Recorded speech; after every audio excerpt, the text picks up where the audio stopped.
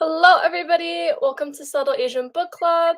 We're so excited to talk about our December book of the month, which is Against the Loveless World. Unfortunately, we don't have a copy of the book right now, but I'm Alexandra, aka Twirling Pages, and I'm Tiffany, aka Read by Tiffany. we're so excited to have the author. Susan, would you like to introduce yourself and have like a quick, short introduction about Against the Loveless World?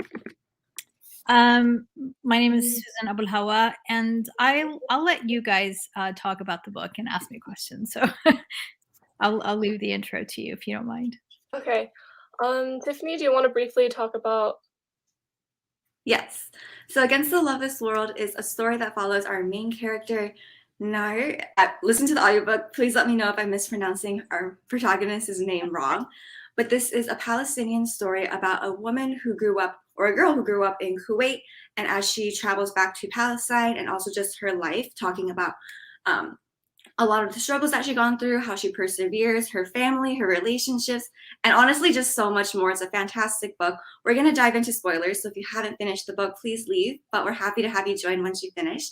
And it was just a wonderful time. I rated it 5 stars. I personally loved it. And let's just dive right into the questions. Yay! Okay, yeah. Book was very, very good. Thank you. Onto research and writing. After finishing this book, we learned that the book's title, Against the Loveless World, is a quote from James Baldwin, A Letter to My Nephew. Did you always have this title in mind? No, actually, it had a different title. So unlike my previous books, I even until like it took over like a year to find a suitable title. Um, I had a different title. I'm not even going to mention it anymore because it's. But publishers didn't like it, and they thought a lot of people would misunderstand it. So it was actually this title was suggested by my U.S. publisher at Atria, and I loved it when she brought it up because it was perfect. I'm a big fan of James Baldwin, and his impact on my life has been, and on my writing has been important and profound. So it was very appropriate. So speaking of literary inspirations, Nara and her fiance at the time, or I guess husband at the time, read James Baldwin on their honeymoon, and we were really interested in knowing who were also some of your other literary inspirations and how you found their work inspiring your own writing. A lot of people ask this question, you know, what writers influenced you, and to be honest, I mean, there are a lot of writers that have affected my life, and James Baldwin is one of them. There's a lot of books that I absolutely love and treasure. You know, I've said this before, 100 Years of Solitude being one of them, The Color Purple, and for very various reasons. But I think in terms when it comes to my writing, I'm more inspired by non-writers, by people, by their lives, um, especially lives of invisible people that um, uh, i- that manage to live in extraordinary circumstances and just and not really and don't really know how extraordinary their struggles are and their survival has been. So I'm more inspired by, you know, by my characters, to be honest. I mean, they are inspired by events, and I am inspired by them, and I'm inspired by the people that inspired their creation. If that makes sense. It's like a wonderful loophole that continues. We got a question that goes back to the title. There's like a name drop of the title in the book. So the question is, was that quote always part of the book, or was it slotted in once the seed was planted for the title? Oh no, it was always in the book. And that's how the title, you know, that's how my publisher came up with the title in the first place. Because after, you know, when she was reading that part, she said that line stuck with her, and that's how, you know, that's where the idea of the title came. Yeah. I remember when I was reading it, I was like, "The title's here." Yeah. One quick question I had was that as we were doing research for this interview and as we were reading the book, I saw that you had a background before. I think it was in STEM or science. I don't remember, it was neuroscience. It was something along the Yeah. STEM fields. And I was really curious to know if you always knew you wanted to be a writer, or was this something that really you felt called towards after you spoke to so many people, learned the invisible stories, and Yeah. how did it really come about? Yeah, good question. So, I mean, I come from a society and family that that thinks that the only real jobs are STEM jobs. You know that Arab families, I think Asian families are this way too. Like you got to be a doctor. That's the only legitimate, and maybe a lawyer or something, or an engineer. And I always had that in my mind that um, the relevant jobs or the relevant professions are in the sciences, and um, I internalized that, and even though as a child, when I look back, I was writing poetry when I was very young, Arabic poetry, but it was kind of just something I did, and the idea of being a writer was just so far removed from uh, what was in my orbit. Like writers were something that was really inaccessible to me. Like you could have they said, it was kind of like deciding I wanted to be the Queen of England to say that I wanted to be a writer. I mean, that's how remote it felt. And it wasn't really until my 30s, and I was already, in a career as a biologist and for drug companies. And yes, my degree was in neuroscience.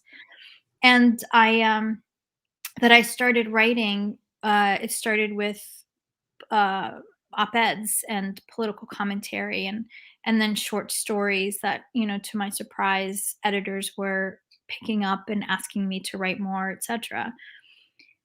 And through a series of various events, I mean, I was one of the first eyewitnesses to the aftermath of the massacre in Jenin, which really kind of turned my life upside down in a lot of ways. And I didn't know where to go with that except to write it down. And so that's how my first novel was actually born.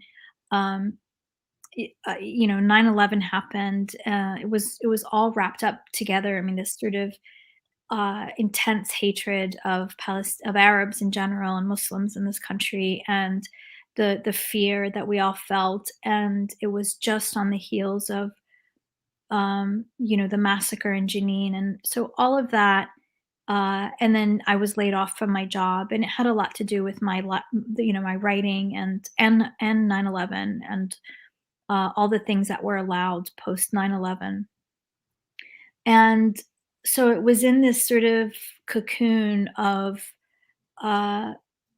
of bewilderment, of feeling impotent, of feeling frightened, um, of wondering what I'm doing in this country, and that I wrote my first novel, and it just I didn't really realize I was writing a novel, and it was actually then that I discovered that, okay, I can do this. But even when I did it, even after I wrote my first novel, and then when it came time to write the second novel, there was just a lot of self-doubt and feelings of, okay, well, that was just kind of a fluke, that first one. Can I really write another one? And uh, anyway, it happened. I did it. Yay. Yeah, and they were all so beautiful and wonderful and emotional, and I love this novel personally. You've written many bestseller novels, including Mornings in Janine and The Blue Between Sky and Water, as you mentioned earlier. How have you seen your writing changed since then? um so I think you get better. I mean, I hope I'm getting better. I felt like with this book was more people. I mean, what I'm known for is Mornings in Janine, and for whatever reason, that's the book that everybody likes the most. I feel like I became a better writer with this book. It was more. Um, I just felt more mature as a writer, I guess, and more comfortable. And there are a lot of things in this that I was able to do in this book that I felt, particularly proud of. A lot of the relationships that I was able to explore with more nuance and insight, and part of that is also a function of just being an older person, and having more life experience. I'm so excited. This is the first book of yours that I've read, but I'm so excited to read Mornings in Janine and the other one because I've heard so many people absolutely love Mornings in Janine. So I'm excited to revisit this after this live. Yeah, me too. Thanks, Tiffany. Thank you. So this is a more it's okay if you don't feel comfortable answering this question, but we were reading your book, and especially in the acknowledgments, you thank a lot of the political prisoners whom you've interviewed and whose writings you read that shaped the narrative of your novel. So we were really curious to know, was there a particular writing or interview that you go back to very often that really just stuck with you? From the political prisoners? Or just any of the interviews throughout. I don't want to call it research because that feels a little clinical, but your research. It was research. It's okay to call it that. It doesn't feel clinical to me because it was a lot of it was a lot of personal conversations, and some of it was just matter of fact recounting of horrific things. I Not so much the interviews that I go back and revisit, but really the lives of people like Mumia Abu Jamal, who's still in prison and should not be. Khalida Jarrad, who has become a friend and is now out of prison, but Israel picks her up often. Like she has unfortunately spent her life in and out of their jails, often without charge or trial, really just sort of to shut her up and stifle her. There's a young woman by the name of Isra Jabis. I mean, I think about her a lot. She was a burn victim, and all the evidence pointed to the fact that her cooking canister exploded in her car. And that's what started the fire. And even Israel's investigation showed that, but yet they threw her in jail anyway, and she's in prison without adequate medical. So there's so many stories like this that just don't get told, and that's one of the reasons why I wanted to have this theme of political prisoners in the book. Because when I think for Westerners, or at least the dominant culture in Western societies, prison is a place for bad people. It's a place for the criminals and the people that are dangerous to society, etc. But when you come from a society of struggle, prison is where your heroes are. It's where your thinkers are. It's where your brave people and your free people are, because the state locks them up because they are a danger to power. They are the organizers, They're and that's certainly true for Palestinians. Some of like Khalid Jarrad, for example, and Isra and Ahmed Sadat, and there's so many people like that. And if you think, and the same thing, I think for Black America. I mean, some of all the Panthers. Think of all the Black Panthers that were locked up on trumped up charges and had their whole lives stolen from them. So I thought, that's the main reason why I wanted the theme of political prisoners to be in this book. But it was also really tricky to write about it because there's a real ethical responsibility for writers when it comes to representation. And not having been a political prisoner myself, that was a really important aspect of the book to pay close attention to. And it's one of the reasons why I had an imaginary cube. Like it was not something that actually existed, because I felt like I didn't dare try and mimic something that actually existed, that, and so I created this whole new, imaginary type of prison. Although after I wrote it and I was talking to one of um, the members of Move who had been released, members of the Move family who had been just out of prison after I think 30 or 40 years. They were telling me that these places are actually these kind of automated isolation cells are actually in the works. And so, so apparently it's becoming a real thing, sadly. Yeah. I really like the method of storytelling you use where we start off in the cube and then you like revisit more of Nair's life and we constantly go back and forth because obviously I've never been a political prisoner, but just reading her experiences and reading how she's treated and just the isolation of being unable to tell time and especially how deeply regulated just the uncertainty is for her, that they don't want her to know when things are, they don't want her to see people. It's frightening, honestly. Yeah. Well, that's a real thing that that they do, is to completely disorient you and to overload your senses and black out. And at times it's light constantly for days on end. At times it's complete darkness. I mean, so there's this intentional disorientation, and so I try to imagine that and write it. And I as somebody who does not think linearly, putting a book in linear order is actually challenging for me. And so even though the book is linear, but it is punctuated by this, sort of stepping forward in time and then going back and then continuing on. So that was the best I could do in terms of but Mornings in Janine, actually, when I first wrote it, it jumped around in time a lot, and it made perfect sense to me. But when it came time to publish, my editor said, "No, this needs to be more linear." So I had to make it linear. April had a pretty good question about something that's kind of similar. Did you write the scenes in the cube separately from the scenes outside? Did you write the scenes in order they're placed in the novel? Kind of how you're describing things are not super linear. Yeah, that's a good question.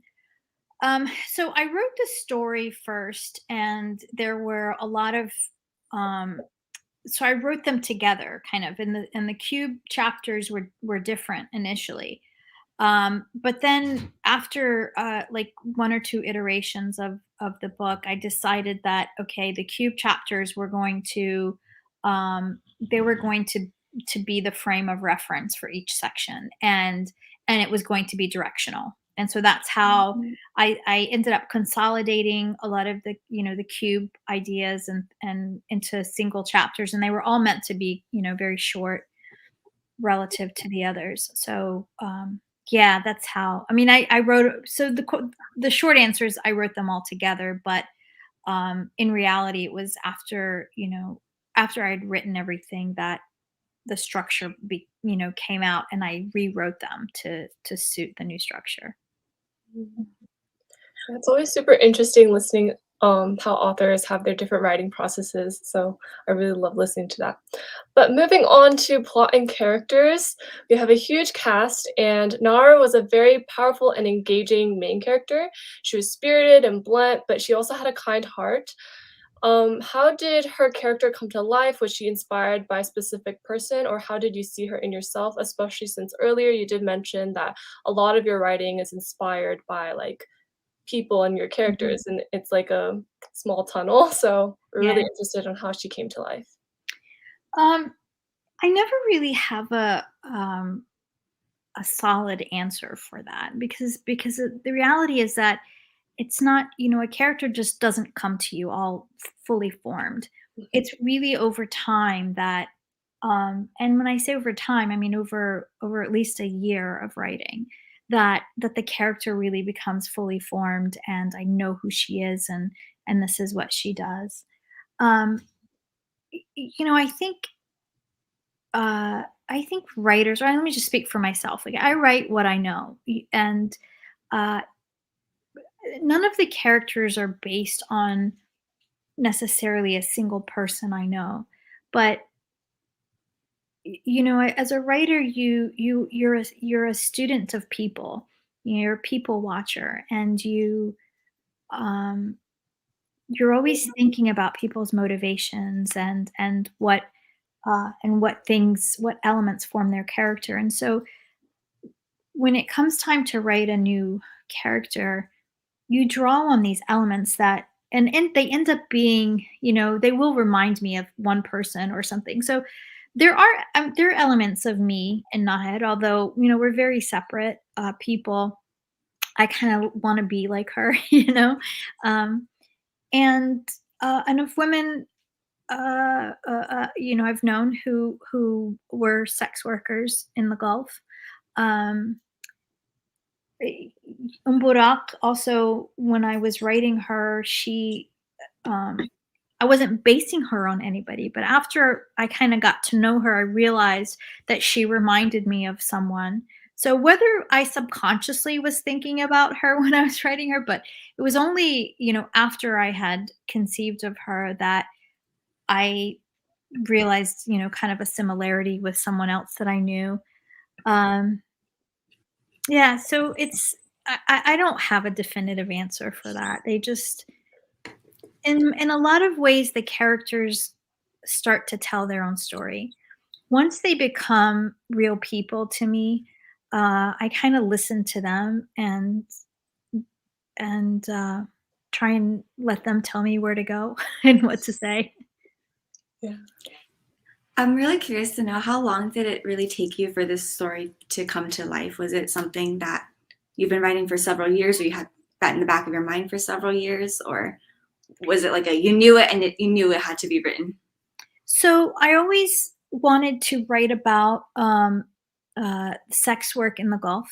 I knew that, and I wanted to write. I wanted the story to include the occupation of Kuwait and subsequent U.S. invasion. All my books sort of deal with different aspects of Palestinian history and different sectors of Palestinian society. And the segment of Palestinian diaspora that went to work in Kuwait was very significant, and they had a huge impact on that country and the Gulf in general, and then subsequently international events that happened. And so I knew I wanted to write about that, but how those things came together, I didn't know. It was only, and this is how I've worked, and this is how it's worked with every single one of my books. I start with a seed and I just sit down and write. And the initial drafts are really crap. I mean, they're just terrible. I mean, I would really be embarrassed for anybody to read them, because you wouldn't think that that's how this book started. But they are crap. And this is one thing I've learned as a writer, and I have to remind myself always of what I learned, which is to give yourself permission to write crappy first drafts. And but once I have a volume of pages and a volume of like story elements and ideas, I start kind of refining from there.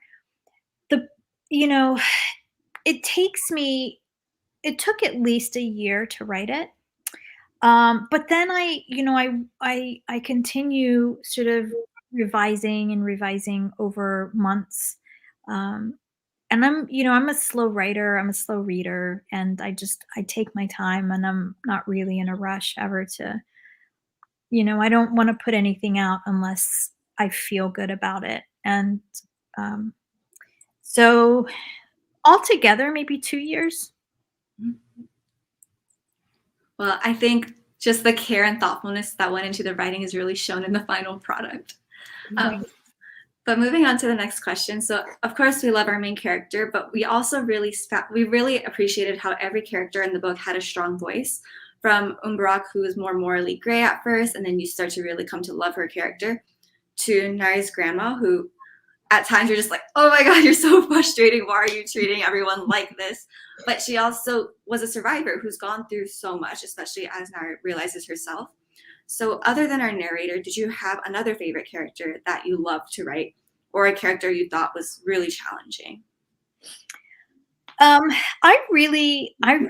a writer, I enjoy most writing the characters that are in that gray area, like you said, in where you're not sure if you like them or you hate them or how you feel about them. And I think that's a greater proximity to real people, because we're all capable of wonderful things just as we're capable of really terrible things. I mean, we hurt each other and we also lift each other up. And I think especially when it comes to relationships between women, whether it's mother-daughter, whether it's friendship, sisters, whatever, I find those relationships to be really complex and complicated, and just riddled with all kinds of emotional landmines. And so it's a lot of fun as a writer to explore those relationships and write about them. And you mentioned the two people where that I had the most fun writing, actually, because, like, for Siti Wasfiya, for example, she's just she's a terror, right? She says really awful and mean things, but sometimes that's people's love language, you know? Especially that generation, right? And for Burak, she was a victim, and she was, to me, Burak, and this might be a really weird thing to say, but she was kind of a feminist who never heard of the word feminism. She was a man hater too, and she, in her own way, she was trying to bring down the patriarchy and weaponize women with what she thought was their greatest weapon, their sex, their sensuality. And she and at the same time, she knew she was harming these women, but she loved them at the same time. So it's, uh you hate her in the beginning, of course, as you should, but showing her showing the fullness of who she was, and her, the fullness of her humanity, was really rewarding as a writer. I also really love writing the relationship between Nahar and Bilal, because the way that their love started,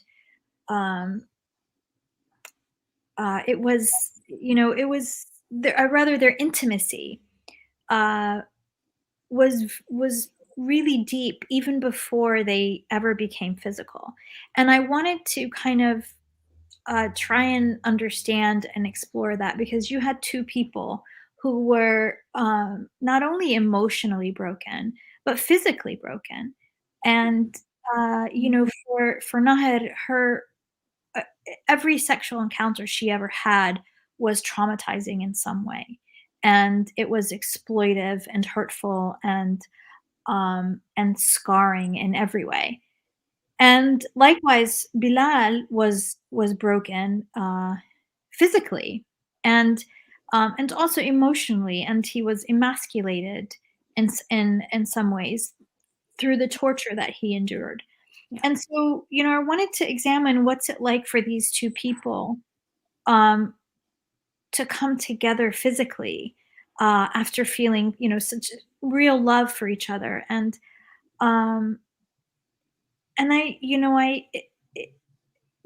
Hollywood sort of gives us these images of sex as always being just being perfect. Everything fits. Nothing is awkward. Everything is, passionate, and just, fireworks going off. And but the reality isn't always like that. And it certainly wouldn't be that way for two people as traumatized by sex as the two of them had been.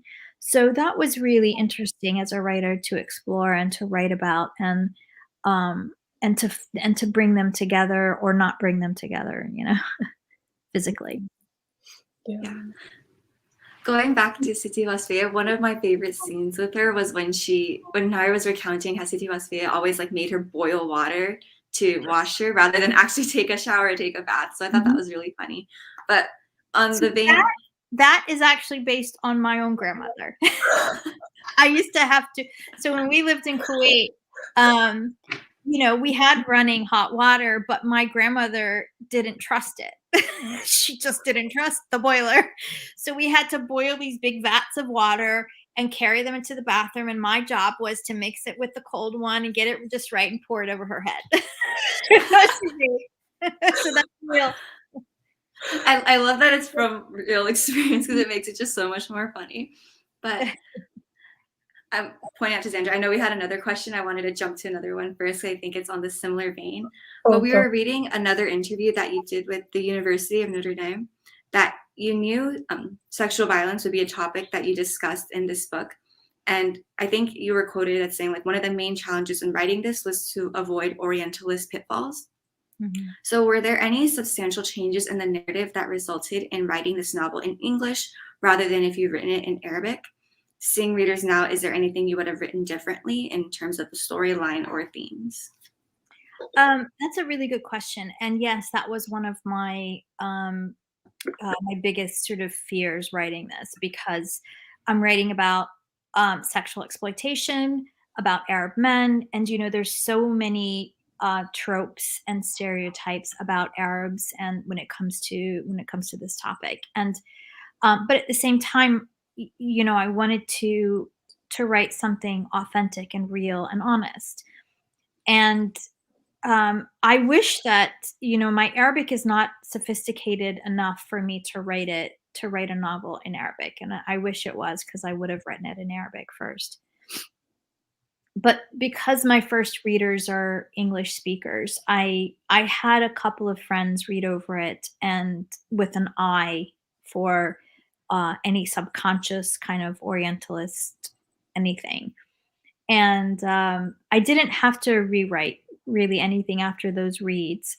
I did, in my own sort of revisions with an eye out for that, I did adjust, things here and there.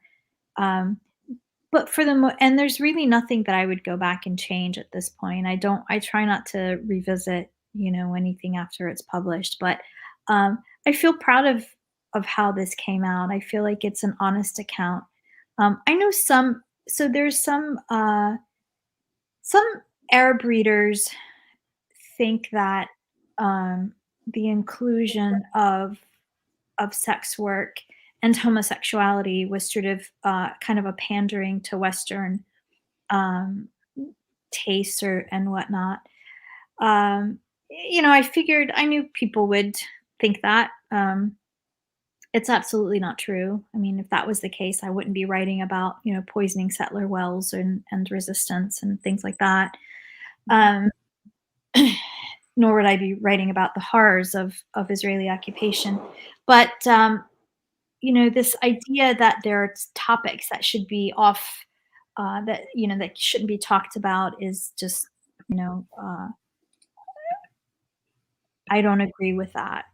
I mean, I think there are limits in writing, especially when it comes to, as I mentioned before, representation.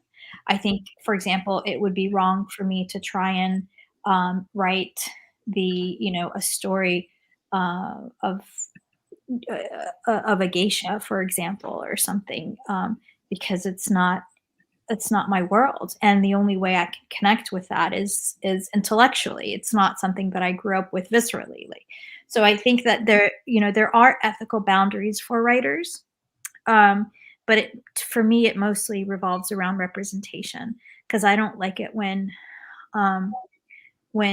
especially white people write Palestinian stories. Like, I don't like that, because they almost always don't get the nuances, and they don't get a lot of things right, and it's ultimately damaging, I think. So, but within our society, I don't think any topic should be off limits for writers, and certainly not something as important as the sexual exploitation or anything really. Mm-hmm.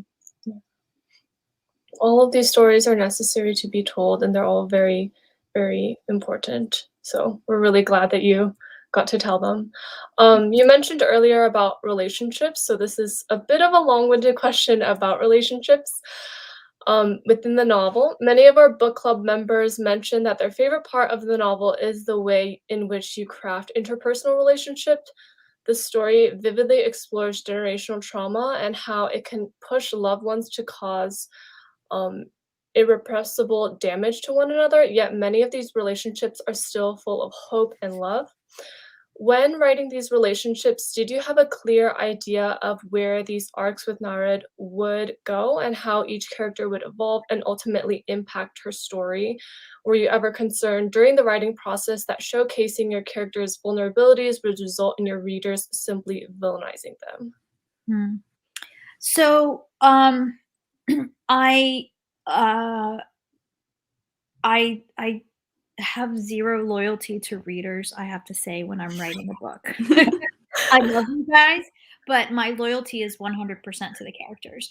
So I'm always really, and this is one of the reasons why I asked you to introduce the book, because I'm always really interested in how readers interpret my books. I think, it's part of a book's life, right? It sort of completes the transaction of a book, and in that it's not really it's not a book until it's interpreted or internalized by readers. So that part is important, what readers think, but it's not important to me when I'm writing it. And it can't be, because you end up writing for readers instead of writing for your characters. And I'm not writing for readers. I mean, I am, but you know what I mean. Yeah.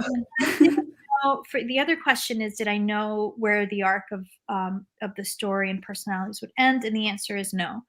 Like I said, I don't know much about the story except a few seeds when I start, and um, and then the story just kind of unfolds as I'm writing, and it's very much stream of consciousness.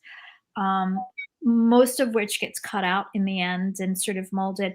If you can sort of imagine like a sculptor who starts with a big lump of clay and then slowly chisels and molds things into something beautiful in a statue of some sort, that's how it is. That's my writing process. I start with like a lot of pages. I'll just keep writing stream of consciousness, and it's basically, that initial draft is akin to a big lump of clay. It's great starting material, but I push it in different places. I rearrange it. I cut stuff out, and in that process, I get to know the characters, and then they sort of at some point come to life, and then they take over, and then they tell the story. I really love that, because I think as readers, we don't know what we want from the story yet, especially because there's so much we don't know in terms of history, in terms of background.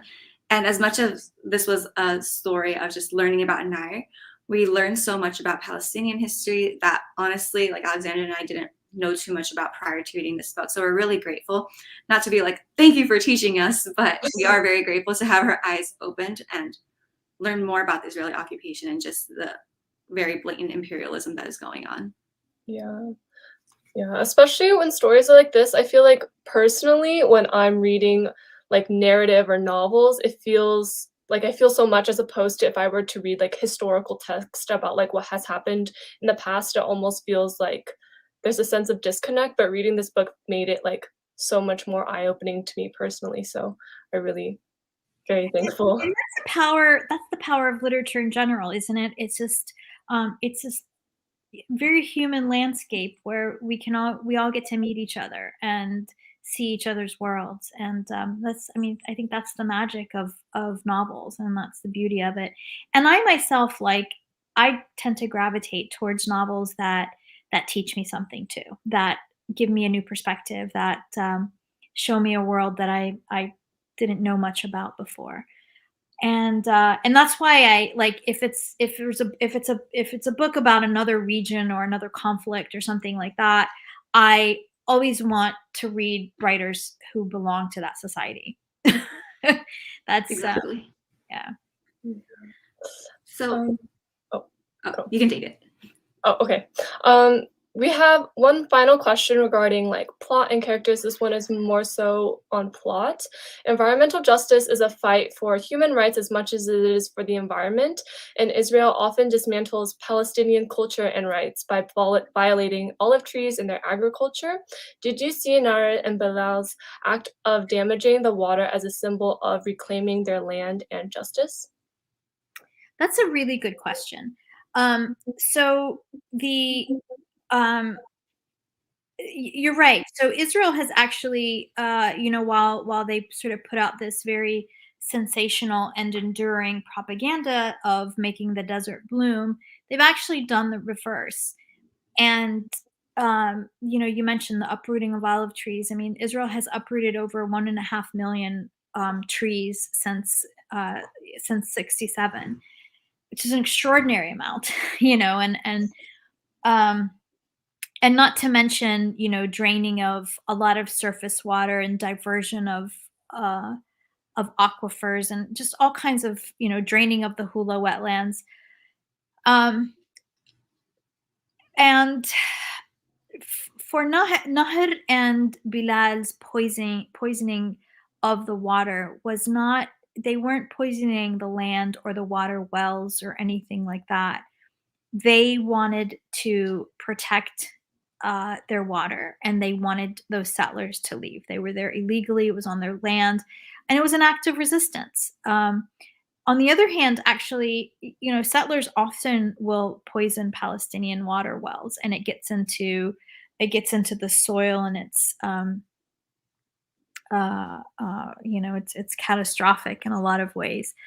But people who are powerless, facing an extraordinary military power, will do whatever they can. And that's why you see a lot of desperate acts from Palestinians sometimes. But the majority of people resist just by existing and insisting on living and going to work and going to school. But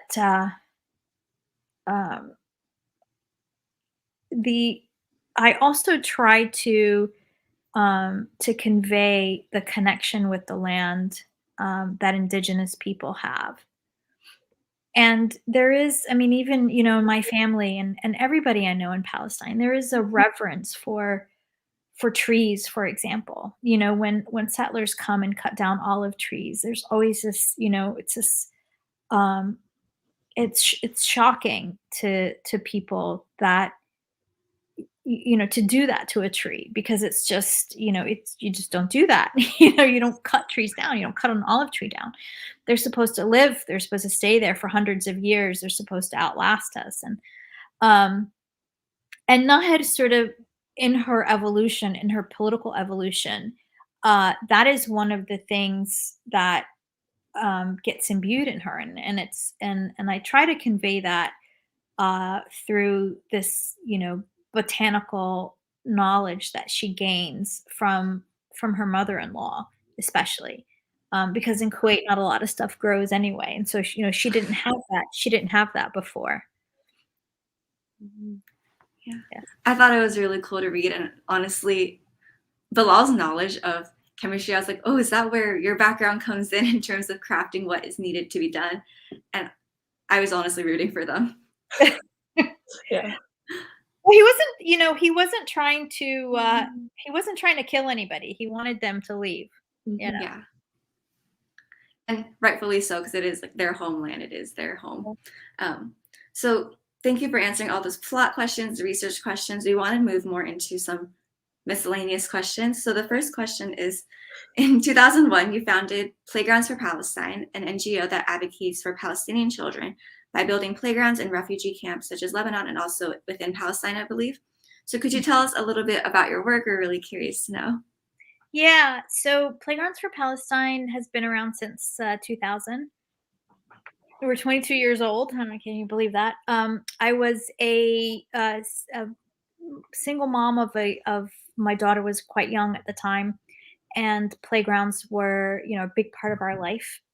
But at that point, and when I went to Palestine, the absence of recreational spaces for children was really glaringly apparent to me, and I just, I wanted to do something about it, and I like a lot of things that I do, I don't really think. I just kind of jump into it, and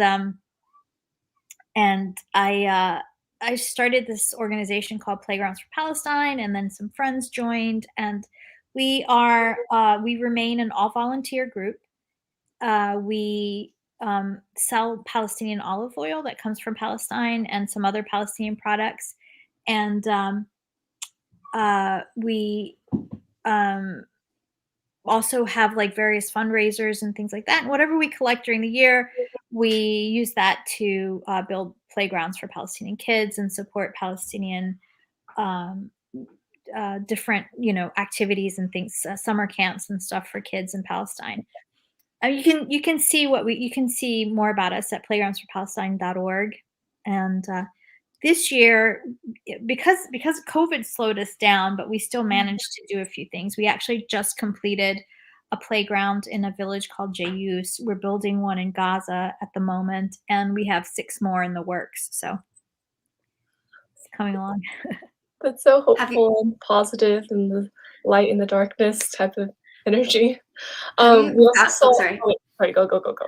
Sorry, it's okay if you don't want to answer this, but have you found any opposition from the Israeli side, or like? Yeah. I could imagine like a lot of obstacles when it comes to building these playgrounds. Yeah. So we used to import the playgrounds, and they've made it almost impossible for us to do that now. So we've had to find different ways to bring in equipment or to have it locally manufactured. And so we're doing a hybrid. It's always, and it depends on the location, because even if you have the equipment, going from one village to the next, I mean, there's like over like 600 checkpoints just between Palestinian neighborhoods. So taking things from one place to another is hugely challenging. But Palestinians are resourceful.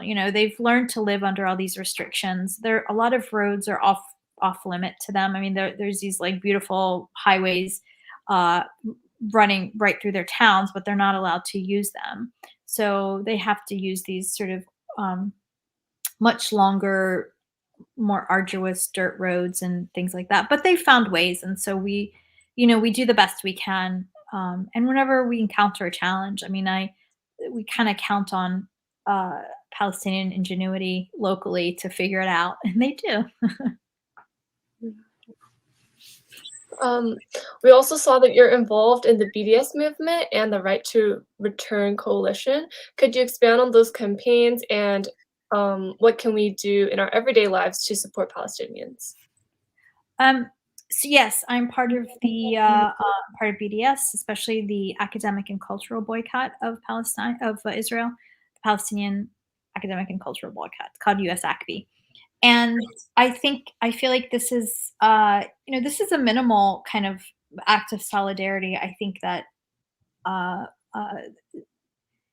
the public can do is to engage with BDS. And you guys, in just reading my book and just trying to learn about this occupation and this imperial project is something. I mean, that's important. I mean, and talking about it and educating people.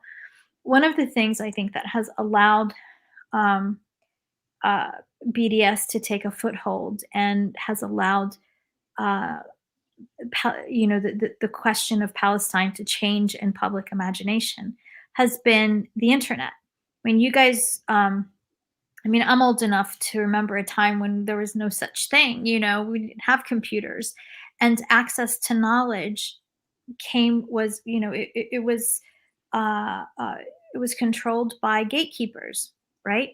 We got to learn what the newspaper editors allowed us to learn. We only knew about what ABC Nightly News would tell us.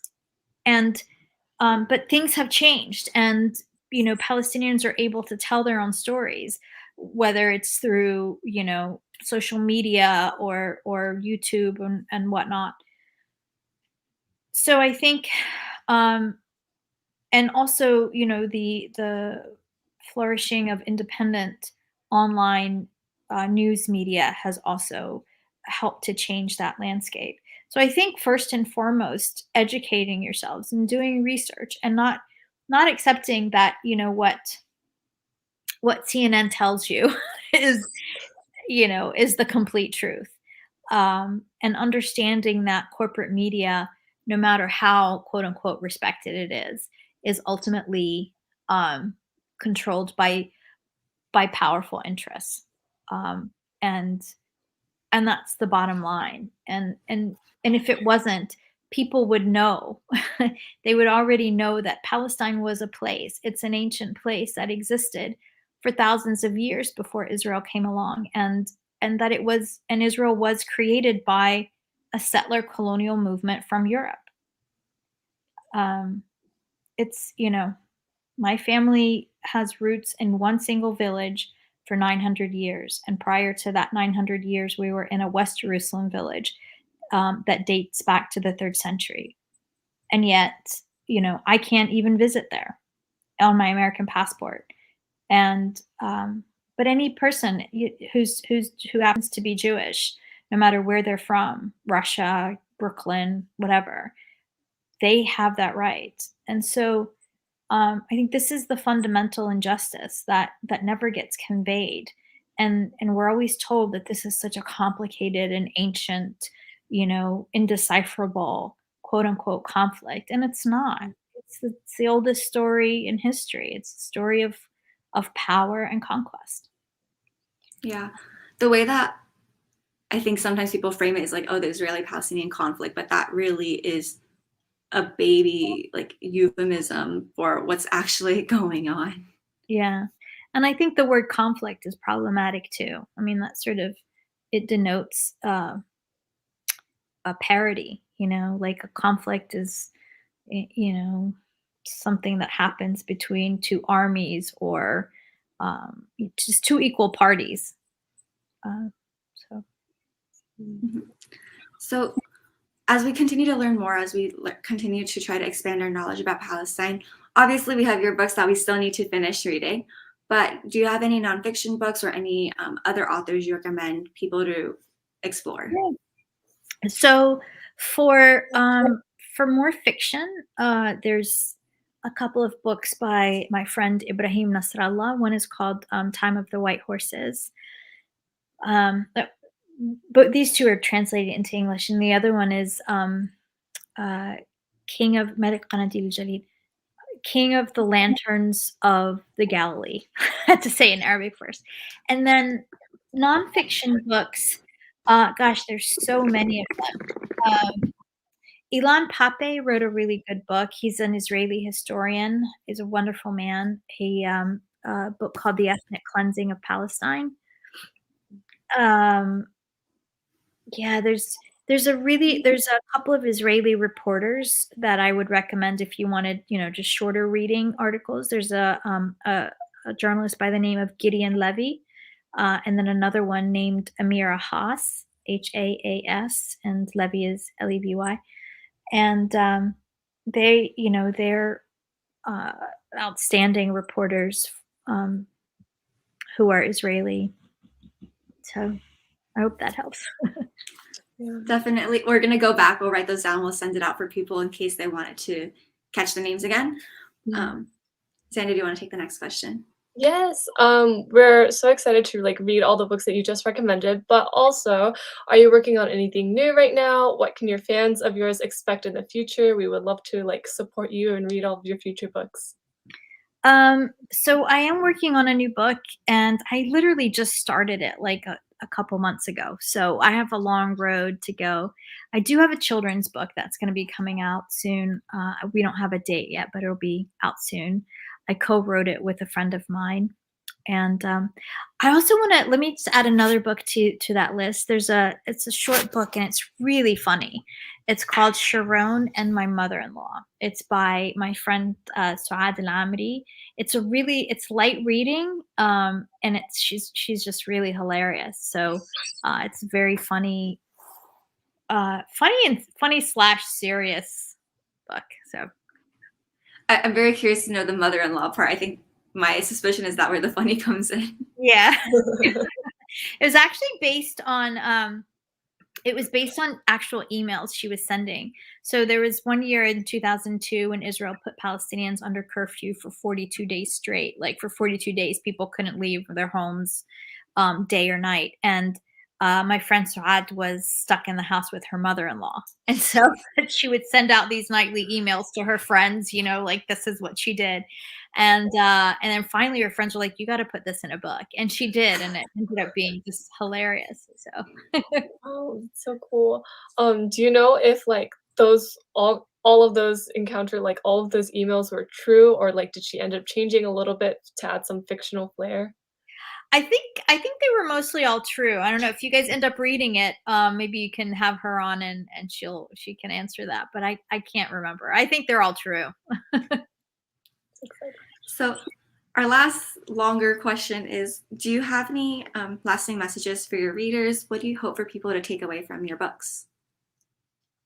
So I actually never want to tell people what to take away from my books or what to think. And I think that kind of goes back to what I said earlier about, you know, readers kind of completing a book. And I mean, I'm actually the one who's really interested in learning, you know, what people interpret, what they take away from these characters and how they live in people's hearts and or don't live. So I will never tell anybody like what to think or what they should think and what to look for. I think that diminishes a reader's experience in some ways. And a writer shouldn't do that. Yeah. So those are all of our longer questions. We have a short set of fun final questions. The first one is, what's a book that you're looking forward to reading in 2022? So I have a couple of a friend of mine just her book is coming out. Her name is May and Naqib. Now I can't remember the name of I can't remember the title of it, but that's on my list. I'm kind of waiting for that to come in the mail. I think Kamala Shamsi has a new book out. I'll be reading that one. So on a similar vein, what's a book that you recommend to everyone? That's like when someone's like, what's your favorite book, or what book should I read? This is the book you tell them. So I think my favorite book ever is 100 Years of Solitude. It's the only book that I've read multiple times, and I don't like reading a book more than once, but that one I just I have a real connection to it for whatever reason. So Okay, final question. What is your favorite Palestinian dish, or what is your favorite food in general? oh my God, I'm such an eater. I love food. I'm vegan though, so I've been veganizing a lot of foods. So I make a mean vegan makluba. So makluba means upside down, and it's generally either made with lamb or chicken. But I make it with fake meat, with plant-based meat, and it's just as good. So it's a rice dish. So there's a dish that's actually in the book. It's called mensaf. And there's only one way to make that, and you have to make it with meat. I have not had it in many, many years, but it used to be my very favorite. So it's my daughter's favorite, but I don't eat it anymore until I can figure out how to make it vegan. We believe in you. We hope you can eat it one day soon. Well, those are all the questions that we had for you. We're very thankful again that you're able to join us. We had so much fun reading your book, or I don't know if fun's the right word, but we had such a great time reading your book. And we're looking forward to just exploring more of your works. And I think that's it. Both. Thank you both. You guys are delightful, and I appreciate you reading my book. I appreciate you having me on, and I hope you guys have a wonderful 2022. Hope it's better than last year. Thank you so much. Thank you everyone for joining. Yeah, thank you. Bye. Goodbye.